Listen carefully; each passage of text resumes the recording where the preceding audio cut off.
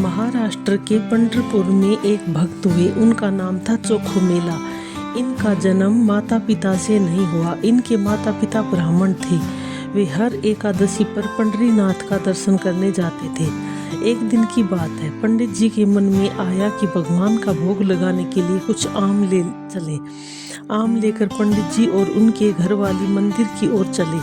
भगवान ने एक ब्राह्मण का वेश धारण किया और रास्ते में ही आकर ब्राह्मण दंपति से कहने लगे, हमको बहुत जोर से भूख लगी है, हमें एक दो आम दे दो। जब कोई बहुत प्रेम से ठाकुर जी को भोग लगाता है तो वो मंदिर तक पहुंच ही नहीं पाता। ठाकुर जी पहले ही स्वयं आकर भोग लगा लेते हैं। तो विपर दंपति ने 2-3 आम ब्राह्मण देवता को दे दिया। वो थोड़ा सा आम चूसते और ब्राह्मणी के गोद में डालते जाएं और 2-4 आम जूठे करके चले गए। आगे चलते चलते ब्राह्मणी की झोली भारी होती गई तो ब्राह्मणी ने देखा कि एक छोटा सा बालक उनकी गोद में आ गया।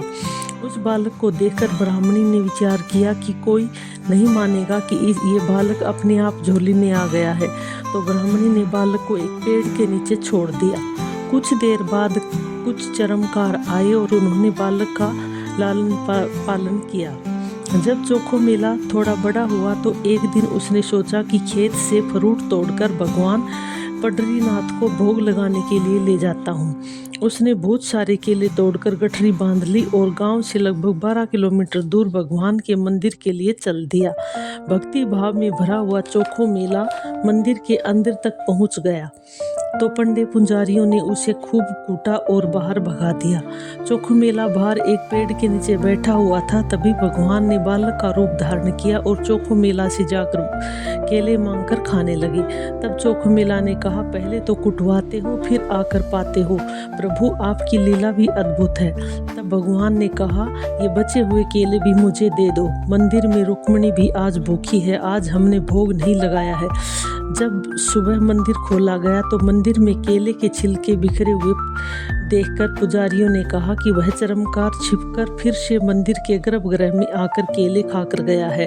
सभी चोखोमेला के घर पहुंच गए और उसे उठाकर फिर से पिटाई की। अब भगवान पंढरीनाथ रुष्ट हो गए। उन्होंने अपने गर्भगृह के कपाट अंदर से बंद कर लिए। खूब कोशिश करने पर भी कपाट कोई नहीं खोल पाया। तब सभी वैष्णवों और पुजारियों ने क्षमा मांगी और कहा, भगवान हमें कोई संकेत दीजिए, हमारी क्या गलती है, किस वजह से आपने कपाट बंद कर लिए हैं। तब भगवान पंढरीनाथ ने कहा, पहले मेरे भक्त चोखोमेला को पालकी में बैठाकर सारे गांव में झांकी निकालकर मेरे मंदिर में लाओ, तभी कपाट खुलेंगे। तब सभी ने चोखोमेला से क्षमा मांगी और चोखोमेला को पालकी में बैठाकर सवारी निकाली गई। ढोल नगाड़ों के साथ सारे गांव में फेरी लगाकर भगवान पंढरीनाथ के मंदिर में लाई गई। तब भगवान ने कपाट खोले और आज ऐसा लग रहा था कि जैसे भगवान भक्त के दर्शन कर रहा। भगवान के भक्तों की जय हो।